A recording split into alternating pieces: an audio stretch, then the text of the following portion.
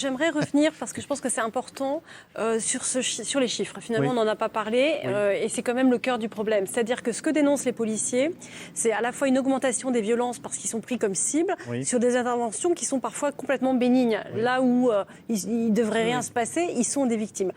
Et donc, c'est à partir de ce fait-là qu'on peut regarder ou revisiter la politique pénale. Comment ça fonctionne? Parce que du coup, tout le monde s'est intéressé comment ça fonctionne. Et ce que les policiers, en fait, dénoncent, c'est l'écart, en réalité, entre les peines prononcées et les peines effectuées. Quand notre ministre dit on a 132 000 peines, c'est tout à fait juste. Les magistrats ne cessent de travailler. On est même, j'allais dire, quasiment au maximum de ce que la machine peut donner, puisqu'il n'y a plus de place pour faire des audiences, on essaye de faire. Donc ça dit quoi, ça? Ça dit deux choses. Un, soit ça veut dire que les faits augmentent et qu'on n'arrive pas à suivre, ce qui est déjà un constat qu'il faudrait poser de façon claire et nette. Est-ce que l'insécurité, et ça a été très bien dit, on n'a pas d'indicateur, tout ça c'est au doigt mouillé, on ne sait pas trop. Mais nous, ce qu'on sait, c'est qu'on travaille beaucoup. Premièrement. Deuxièmement, sur ces chiffres de 132 000 peines prononcées, qu'est-ce qu'il reste réellement comme peine effectuée en prison?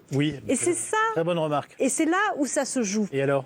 Eh bien, moi, sur les chiffres que j'ai constaté que de 2019 que nous avons à peu près 32% de peines effectuées, c'est-à-dire que ça correspond aux peines qui sont mises avec un mandat de dépôt.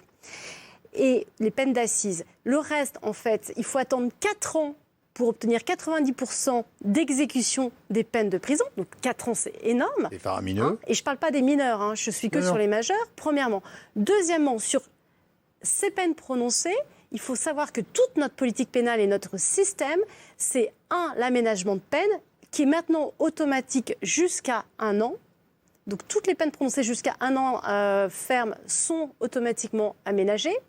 Et qu'il y a aussi une érosion des peines une fois qu'elles sont appliquées, avec des mesures de libération anticipée, ce qu'on appelle des libérations conditionnelles qui sont quasiment systématiques aux 2/3 de la peine, plus l'érosion des peines avec les remises de peine qui peuvent monter jusqu'à 6 mois par an. Vous êtes en train de nous décrire un système qui fait du blanchiment de peines prononcées permanentes. Non, mais je suis désolé. Je suis en train d'expliquer la réalité, ça s'appelle l'info du vrai. Donc, quand on nous donne 132 000 peines, ça n'a aucun intérêt si on n'explique pas ce qu'elles deviennent et comment elles sont effectuées. Effectivement, et quand elles sont effectuées Parce que ou non. c'est vrai. Et entre des barreaux ou pas. Exactement.